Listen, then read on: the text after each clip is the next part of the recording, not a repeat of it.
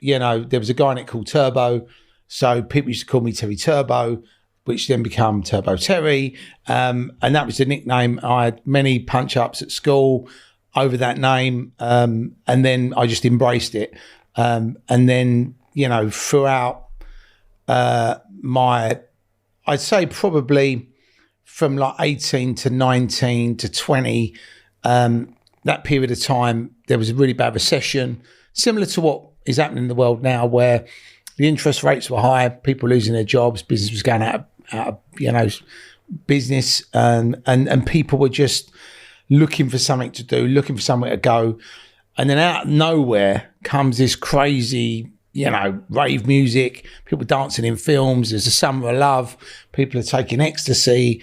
You know, at the time I was boxing, I was running half marathons, I was like Captain Sensible. You know, the last thing I would ever entertain is taking any drugs. So when it come to people dancing in fields and taking drugs, I was always like, why are they doing that? You know, they're all junkies. You know, I was sort of like looked down, even though I lived on a council estate where there's a lot of people taking drugs, it was very just not me. And then, you know, my experiences of clubbing were sticky carpets, you know, getting drunk, trying to, you know, chat up a girl, having a fight, having a kebab and then going home. That was, sometimes you were sick, right? But that was like a night out probably for most people in the 70s, 80s and early 90s. And then the rave scene come along and I had all these, I lost my job.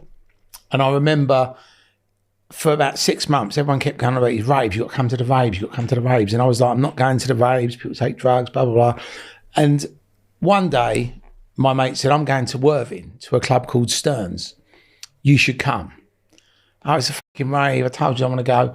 Terry, you've got to come, right? It's the best fucking thing you've ever been to. Change your life. So I go to this rave. I walk in the door and there's 3,000 people in this fucking rave. And it was in this like old, anyone who went to Stearns back in the day, it's like an old country manor on 3 floors. So I walked in there and I think Cole Cox was playing. Oh, yeah. And at the time, he was doing 3 decks. He was scratching, he was mixing, he was doing all this stuff. And I was like, fucking hell, I've never, you know, normally it's a DJ going, pressing a button, going like that, pressing a button. It was like DJs, right, in the clubs, right? And there was always trouble. So I walk into this club, I'm seeing this DJ, I'm seeing all these people dancing. I'm like, oh, it's like lively in here. Then this girl comes up to me, she goes, come and have a dance with me. And she's grabbed me and took me on the dance floor. And I'm looking around and I'm thinking, I'm getting chatted up here. I fucking like this. And then I had guys come up to me, how you doing, mate? What's your name? Blah, blah. And I was like to my mate, everyone's so friendly in here. I said, it was like somebody opening that Pandora's box and you walking into this alternative reality and just going, wow, you know, where do I fucking sign? So obviously at the time I didn't realise it was because they was all off their heads. But the thing is, that was the taste. And when I come out of the club at 3, 4 in the morning, whatever time it finished, and this wasn't a legal dance party. This was an actual licensed premises. And it was one of the most famous rave venues in the UK. And I remember walking out of this rave venue and there was guys and girls giving out these flyers. And I looked at them and I was like, "Did you get paid for this?" And they went, "Yeah." I said, "You got any jobs?" Right? And then I literally got the guy's number, phoned him up. I said, "Look, I've got a load of my mates who go out raving. If you can get us in for free and we come out and give out the flyers, will you pay us?" And he went, "Absolutely." And I said, "What'd you pay?" And he said, £10 a head. So I had like 20 mates. So I said, can you get 20 of us in? And he went, "Yeah, sure." And I said, "Can we go anywhere?" And he went, "Anywhere you want." So I said, "Great." So I phoned my mates up. I said, "Right." I said, "We can go out Wednesday, Thursday, Friday, Saturday, Sunday on me, but you've got to give the flyers out." Right, that's the deal. And I'm getting paid, but you're getting in for free. So you're saving you 20 quid. We're getting walked to the front of the queue. So they was all like, "Sweet, let's do it." So I then could come off the dole because obviously now I'm earning, you know, what was big money then. You know, bear in mind, when I was working at McDonald's, which was my first job, I was on £2.65 an hour, right? So fast forward a couple of years and I'm, you know, now got 20 people getting 200 quid a night, Wednesday, Thursday, Friday, Saturday, sometimes Sunday. So I'm earning £1,000 a week. So that, which was big money then. So I didn't always earn that. But then what I worked out pretty quickly was on the back of these flyers, there was no one where I was living selling tickets. But there's a lot of record shops selling tickets. So I've just rung all the promoters up and said, I'm giving out your flyers and promoting your events. Why don't you put me on the ticket tout? And they was like, all right, we'll put you on the ticket tout. So then I become a ticket tout. So I was giving out flyers, selling the tickets, fast forward another year, 2 years. And then I was doing, I thought there's not a magazine representing the scene, right? So I come up with a really original name called The Scene Magazine, right? And it started off as I think it was like, so it was like a 16-page black and white magazine, which we were giving away for free. And the idea was we get advertisers to pay for it. So I rang up a few of the people, said, look, do you want to put your advert in? We're going to give these away for free. We're going to press up 10,000. And there was a couple of news articles in there. But then it grew really rapidly, and it went up to 128 pages at one point. Now, bear in mind, when I left school, I got a grade 5 CSE, so I'm hardly qualified to be a magazine editor. But I think because it was so badly written, it was funny, and it appealed to ravers. And we did, I mean, the pages in there, my mum was the agony aunt. So, like you used to have Dear Deirdre, where people write their problems. Well, people would write to my mum about their rave problems. And she had like this headscarf. Do you remember the glasses? They look like, nerd glass, really thick glasses, like on the side. And she had a cigarette in her mouth. She's like that. So it was fucking hilarious, right? Can you remember any of the rave problems that? Well, it was just stupid things like, I'd have to actually get the magazine. Bear in mind, we're talking about something that happened 25 years ago, right? So my mind's a little hazy, but it was just comical. It was a bit like Viz magazine for ravers, right? Or in America, they had that Mad magazine, but it was that sort of funny thing. And then we did reviews of the club nights. We did interviews with DJs, but one of the funniest things was Dave Courtney, who you've interviewed. He used to do a column for us, R.I.P., called Dodgy Dave's Rave Page. and obviously back in the 90s, for anybody who doesn't know who Dave Courtney is, I'm sure you all will know who he is. He used to go out, and he was a big clubbing guy. He used to like partying. So it would just basically be what he's been doing over that month. And obviously had some hilarious stories.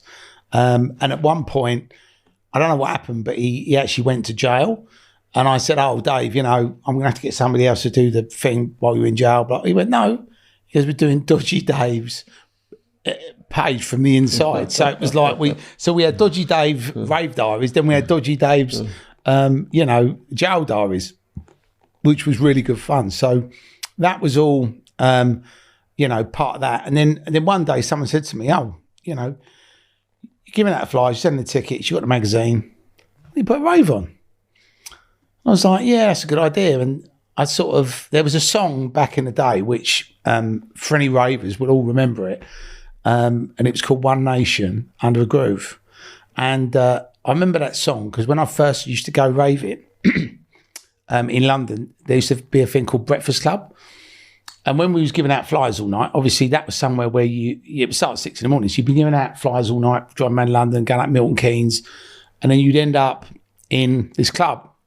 And they play all Break for Love and all that sort of stuff. Yeah. And then that song would come on, One Nation Under a Groove. And I listened to the music and I was like, that's what I'm going to call my rave. So that was the birth of One Nation. And then 4 years after that, we did Gary's Nation. So, yeah, I never set out to be a club promoter, but I ended up obviously becoming one. And, when I first started off, it was lovely. It was fun. You put on an event, people turn up, you break even on one, you make a little bit of money on another, run a weekly club night, just get a little bit of money from that.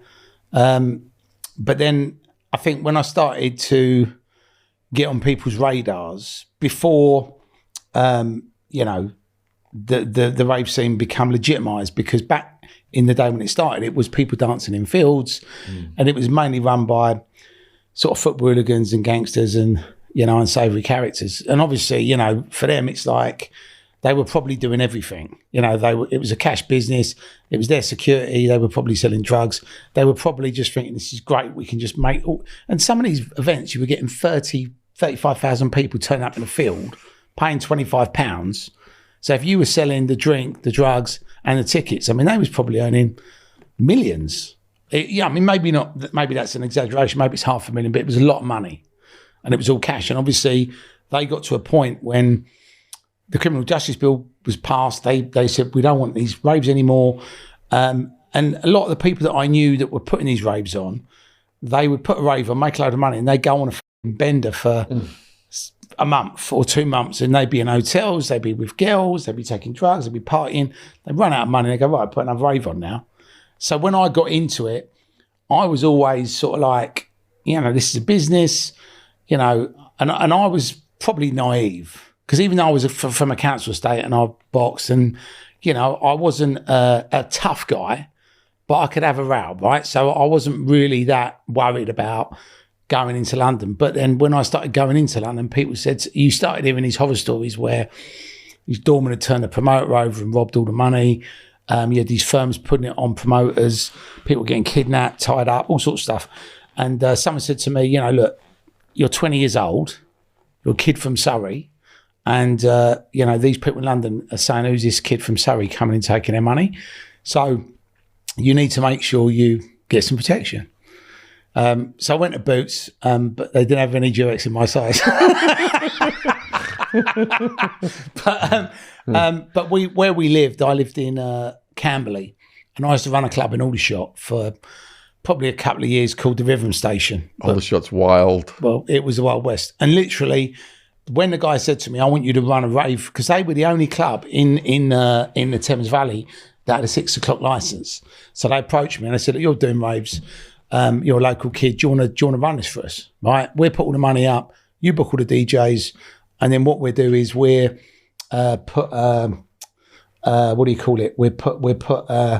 pay you so much per head.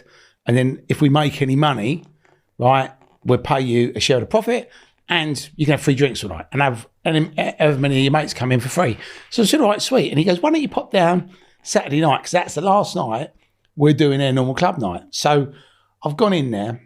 As I walk in, there's a fight, right? And I'm thinking, fucking hell, we're going to put on a rave here where people are meant to be nice and happy, and there's people fighting in this club, right?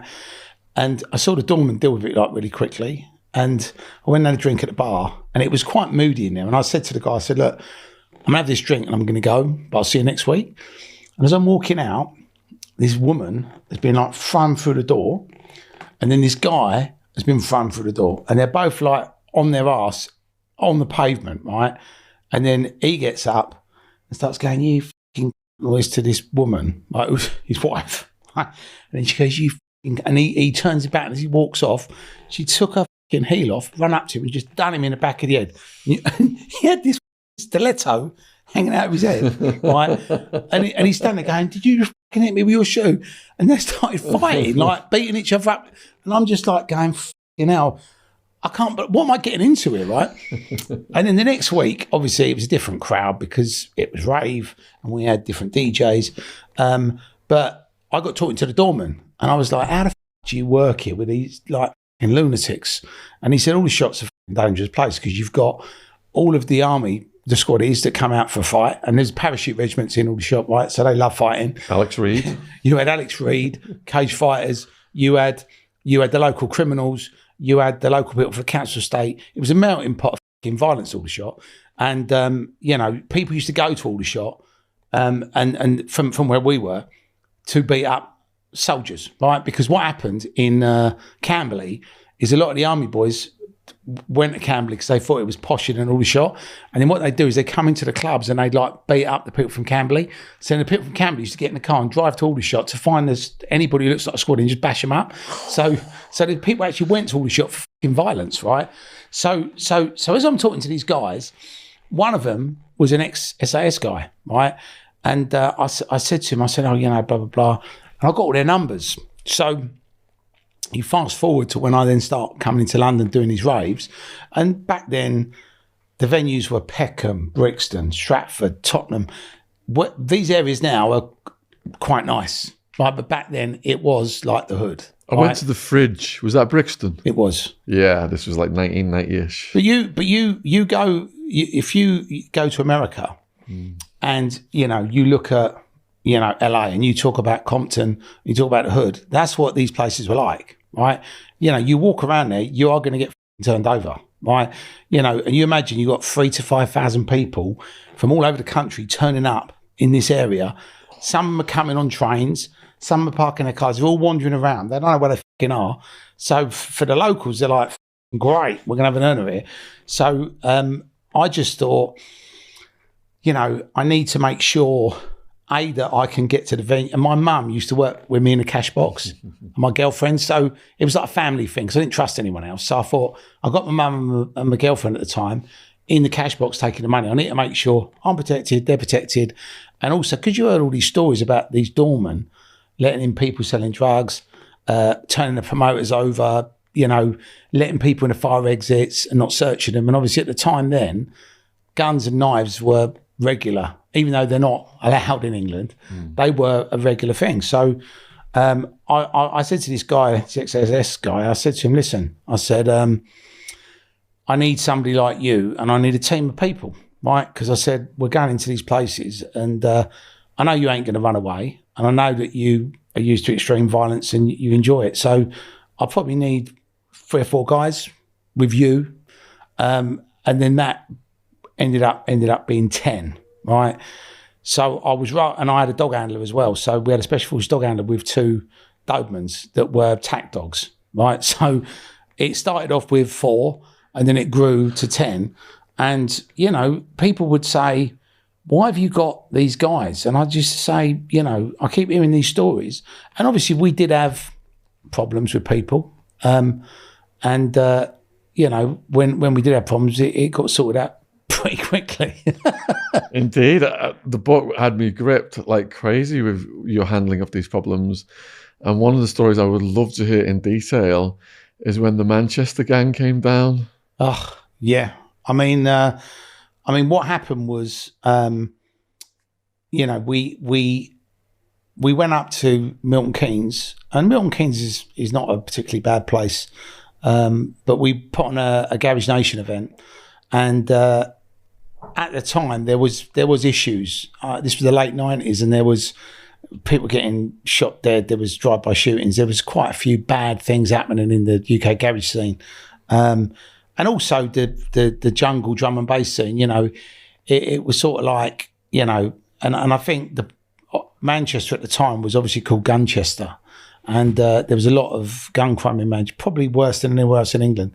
And this firm come down from Manchester, turned up at our event, and there was probably about 15 or 16 of these guys, and I was all fairly young, but they turned up, and one of my guys who knew all the sort of gang bangers, and he was always like respectful to them, and he was always like, look, we treat them well, they treat us well, and if so there was an understanding. So when these guys come in, the doorman was like, we don't really want to let them in. I said, I don't want to let them in, right? And then he had a chat to me. He went, look, from Manchester, we know they're with, I know their bosses or whatever. They said they're going to behave, they're going to be respectful. If we don't let them in, we are going to have a problem with them, right? Because they are lively, right? So he said, we can either have a problem with them now, or they've assured me, and I do know the guys above them in Manchester, so if there is a problem, it will be sorted out. So I said, well, if you think they're going to behave, let them in. If they f*** about, they're going to go. And he went, okay. So we had a word with them. They went in. Now, this must have been about 11:30. At midnight, people start leaving. So I'm thinking, people have only just started arriving, really, 10:30, 11:30. It's only just getting going. It don't really get going till 1. So people leaving at 12. I thought it's a bit odd. So I stopped this couple leaving. And I said to the guy, why are you going? And he said, there's these guys in there with their hoods up, and they just kicked me up the arse. And I was touching my missus up, and I turned around and said, like, what you doing? And they all like surrounded me and started putting it on me. And I said, what did they sound like? He said, they're from up north. And I said, what did they wear? And it was them, right? So I said to my mate, I said, I told you we shouldn't let me in. I got to go, right? So he said, we talked to him. So as we walk in, we sort of, there was only 10 of us, and it was like 15. We sort of surrounded them sort of like that, and just, let my mate do the talking. And as he's talking, the guy started getting leery. And I said, listen, mate. And he goes, who are you talking to? So I've just nutted him, grabbed him around the throat, and then it's gone off, right? So we're now fighting in this middle of this raid with these guys. We've rushed them through the fire doors. And then in the car park, it was like the Wild West. We were just like hitting them. And then as we were doing them, we were like throwing them in a ditch, right? So they was all like laying in this ditch. They was all like piled up. And then we've like shut the doors.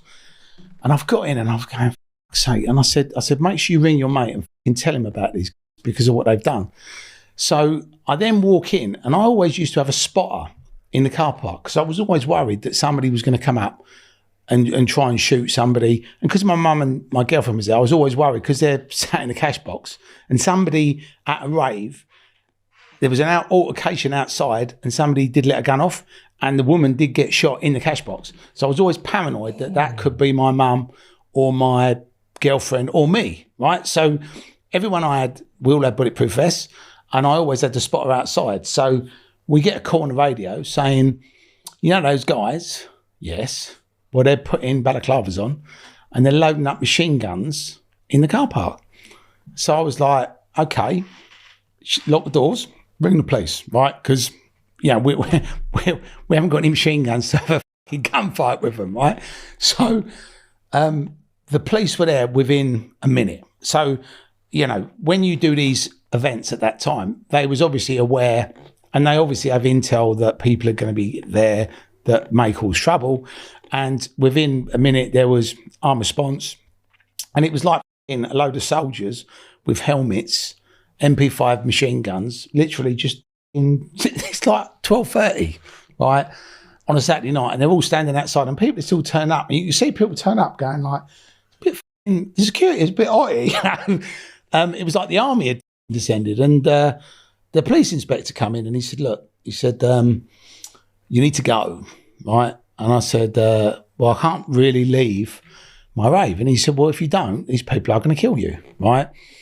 And I said, and they're going to probably kill a lot of people. It's not just going to be you because, we know that somebody's come on a motorbike and they've taken whatever they had away. And I said, well, my guys saw them it looked like machine guns. They were loading up in the car park. And he said, well, we've checked them out. They are gang affiliated and they have all done armed robbery. They have murdered people. He said, they are serious people. So you need to go, right? So I said to my mate, you're going to have to stay here, but we're going to have to go because we're getting an armed response escort home. So we get in the car, my mum, my girlfriend, my mate who's driving and the other guy. And then one of the other guys said, look, I'm going to drive up in my car, even though the police are there, just in case, right? Because I just ran off the road. So I was like, okay. So we didn't have a dog handler at this point, but after this event, that's when we got the dog handler, right? And what happened was we're driving down the road, and then as we get onto the M1 to go back down towards London, he phones me and he goes, Terry, he goes, I meant to say this to you earlier, but he said, I am going to take him out in this car if I have to. But he said, I've got one problem. And I said, what's that? And he said, I'm only insured third party fire and theft. So he said, if I do use my car to take him out, I'm not going to be able to claim insurance. So I said, don't worry about your new car. But that was like just one of the crazy incidents. And then, my guy then phoned the people in Manchester and said, these guys come down, this is what they've done. And they all got reprimanded when they got back. But the thing is, the problem with what I refer to as the Young Turks, they're all out to make a name for themselves.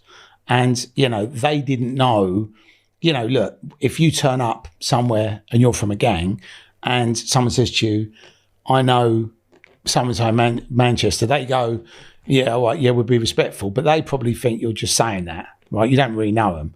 But this guy really did know him. So it got sorted out and there was no more problems. But take it, I didn't go to Manchester to do any raves after that because I lie.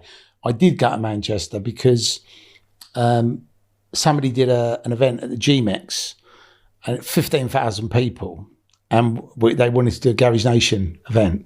So I went up there, and in the back of my head, I was thinking, I hope these guys don't turn up, or one of them goes, "Oh, that's that lot who we've, let's go and do something." Even though, at the end of the day, they just get told off. It's not like anything's going to happen to them. So I was actually standing at the entrance to the GMEX, and I saw these guys come up, and they actually went up to the doorman. Now, bear in mind, there's a wall of metal detectors, and there's these guys, and everyone's walking through the metal detectors, and these guys walked up and went like that, and the guy walked them around the metal detectors. So I was like, I'm fucking going.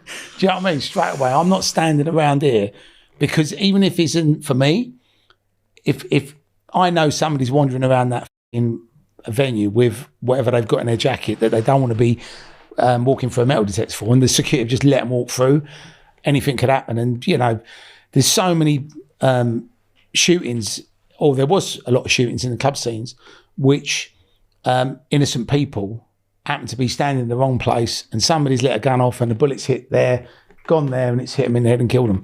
Or it's, hit them in the back and they can't fucking walk again, So I was always really worried about that happening. Touch wood, we never had any shootings, but that was the closest we'd ever come to actually having a massacre, if you like, a club night, which was meant to be a safe place for people to enjoy dance music.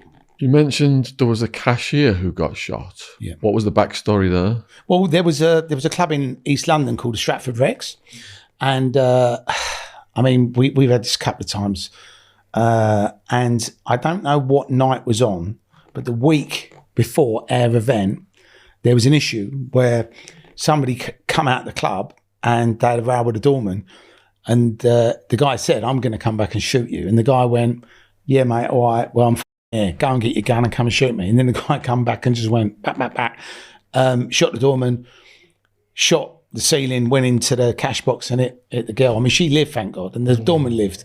But this is the week before event. So when we do our event, everyone's going, "Oh, there was a shooting at the Rex, there was this, there was that." And I think, for fuck's sake, I just want to put a rave on. I'm going to have peace and quiet, you know what I mean? And I was thinking, when you hear something like that and there's actual signs up. So you imagine you're going to a rave to have a good time, and there's signs going, shooting, police inquiry, phone this number if you've got any information. So people was queuing up going, and East London was moody then anyway. So to actually have that outside, and we had the same thing at the Island in Ilford, the week before one of our events, I think it was Jungle Fever. There was an event on at the Island in Ilford, and there was an event. Somebody got thrown out. He was mugging people. He said, "I'm going to come back and shoot you," and he came back with a gun. I think he killed one of the doormen and he shot another one of them and wounded him. And I said to all my doormen, I said, if anybody threatens to shoot us, we set the fucking dogs on them, and if we don't set the dogs on them, we grab hold of them, we make sure they can't go back to that car to get any guns. Because once someone threatens to kill you, and because it's happened twice now, I said, we can't take any chances. I don't want to be wandering outside a club and then someone goes bang because I just happen to be in the wrong, or one of my punters gets shot, So I was, and I actually even phoned the police. I actually said, look, I'm a prolific promoter. I'm doing 20 events a month. There's a massive issue, as you know, with gun crime. And, I'd like to pay for an arm response unit outside my events. I don't care what it costs, I'll pay. We don't do that service, sir. And I was like, so someone pulls a gun out, what do? Call 999. I said, well, it might be a bit late. But then at the time, I was like, what do we do here, right? And I think that's when the violence really did escalate. And, back then, bear in mind, there was no CCTV. And in places like Stratford and Brixton and Tottenham, there was people getting raped, mugged, murdered, stabbed, shot, their houses burgled, their cars broken into. So if you're putting an event on and 5,000 people are coming to that place, or 3,000 or 2,000 or whatever it is, obviously you're bringing a load more aggravation into that borough for the police to cope with. And, we ended up having to be like, law enforcement. We had to enforce it ourselves. And one night, one of the, I think he was an inspector, turned up and come out of the car, and he said, and he asked the doorman, he said, "Is the promoter here?" And the guy said, "Oh, there's a police officer outside. I think he's an inspector or something. He wants to speak to you." So I went outside and he said, "Oh, you the promoter?" I went, "Yeah." "So I've been watching you and your friends." And although we can't condone your behaviour, you've actually saved us a lot of work, because when you did an event here last month, we probably had 600 or 700 calls where people have been mugged, their cars have been broken into, their watch has been stolen, whatever, So, so he said, I can't say that I can do, but he was basically saying thanks, because I think, the police were getting sick of it as well. One of the things that really brings your book to life was the backstories of your doormen. The way you described, I was really gripped. Can you convey some of those stories to the viewers? Yeah, I mean, characters. There was characters. There's a guy called John, who was about.